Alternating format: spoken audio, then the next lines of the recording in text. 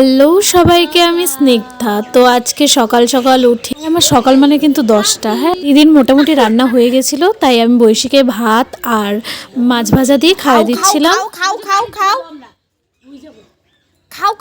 তারপর আমি বৈশিকে স্নান করিয়ে দিয়েছিলাম আর দিদি রেডি করিয়ে দিয়েছিল। তারপর আমি স্নানে চলে যাই আর আমরা রেডি হয়ে গেছি সবাই মিলে। আমরা এখন যাব ফালাকাটা, কিছু জিনিস কেনাকাটা করার জন্যই যাব। আর এখানে কিছুটা দূর হেঁটে যেতে হয়, তারপরে গাড়িতে উঠতে হয়। আর এই দেখো, এটা হচ্ছে আমাদের স্কুল।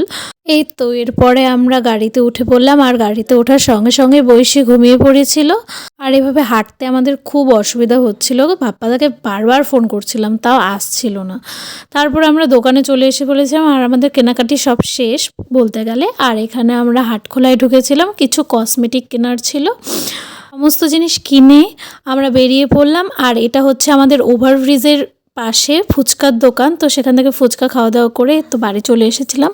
আর আজকে আমাদের রাত্রের খাওয়া দাওয়া ছিল হচ্ছে চিকেন আর হচ্ছে রুটি। আর দিদি কিন্তু মাংস খায় না, তাও রান্না করেছে আমাদের জন্য। তো বা